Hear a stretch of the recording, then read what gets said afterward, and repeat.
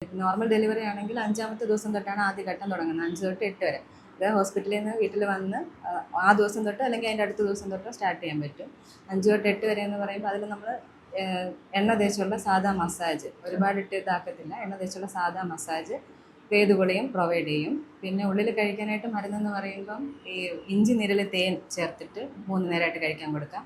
തൃകടു ചൂർണ്ണത്തിൽ തേൻ ചേർത്ത് 3 നേരമായിട്ട് കഴിക്കാൻ കൊടുക്കാം. പിന്നെ പഞ്ചകോല ചൂർണ്ണമുണ്ട്, അത് നെയ്യും കൂടെ ചെറിയ ചൂടുള്ള കഞ്ഞിയിൽ അങ്ങനെ കഴിക്കാൻ പറ്റും.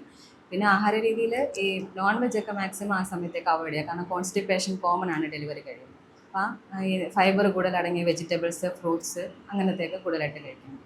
അപ്പോൾ അതുകൊണ്ടാണോ ഈ ഒരു 12 ദിവസം ഡെലിവറി കഴിഞ്ഞിട്ട് 12 ദിവസം നോൺ വെജ് കഴിക്കാൻ പാടില്ല എന്ന് പറഞ്ഞത്? അതെന്തുകൊണ്ടാണ്? ദഹനത്തിനെ ബാധിക്കുന്നത് കൊണ്ടാണ്. ദഹനം ബാധിക്കുമ്പം മുലപ്പാലിൽ കൂടെ അത് കുഞ്ഞിനെ ദോഷം ചെയ്യും.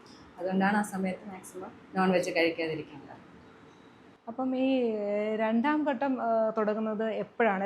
ഈ ആദ്യത്തെ ഈ ഘട്ടം കഴിഞ്ഞ് 2 ദിവസത്തെ റെസ്റ്റ് കാണുമോ, അതോ അത് കഴിഞ്ഞ്? ഇല്ല, ആദ്യത്തെ എന്ന് പറയുന്നത് 8ാമത്തെ ദിവസം കഴിയും. പിന്നെ 8 തൊട്ട് 14 എന്ന് പറയുന്നത് അടുത്ത ഘട്ടമായിട്ട് വരും.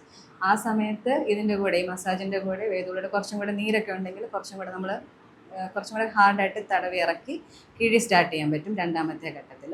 പിന്നെ അതിൻ്റോടൊപ്പം ഗർഭാശയ ശുദ്ധിക്കും ഈ വേദന മാറാനൊക്കെ ആയിട്ടുള്ള മരുന്നുകൾ കൊടുക്കും. അതായത് ധന്വന്തരം കഷായം, രാസ്നാദി കഷായം, മർമ്മ കഷായം, അങ്ങനെയുള്ള കഷായങ്ങളൊക്കെ ഈ ടൈമിലാണ് ലേഹ്യമൊക്കെ.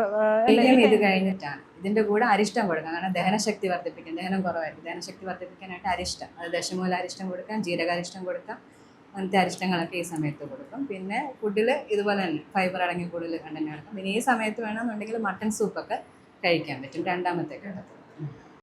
ഈ 3ാം ഘട്ടം എന്ന് പറയുമ്പോഴത്തേക്ക് 45 ദിവസം കഴിഞ്ഞിട്ടാണല്ലോ. അപ്പോൾ ആ ഒരു ടൈമിൽ ഈ ആഹാരങ്ങളും ചികിത്സയും ഈ ടൈമിൽ എന്തൊക്കെയാണ് കഴിക്കാൻ കൊടുക്കുന്നത്? ഈ സമയത്താണ് ഏറ്റവും കൂടുതലായിട്ട് നല്ല പോഷകാഹാരം കഴിക്കേണ്ട സമയം ഇപ്പോഴാണ്. ആ സമയത്ത് നോൺ വെജ് എല്ലാം എടുക്കാം, പ്രത്യേകിച്ച് ചെറിയ സൈസ് മീനുകൾ, ഈ മട്ടൺ, അങ്ങനത്തെ എല്ലാം എടുക്കാം.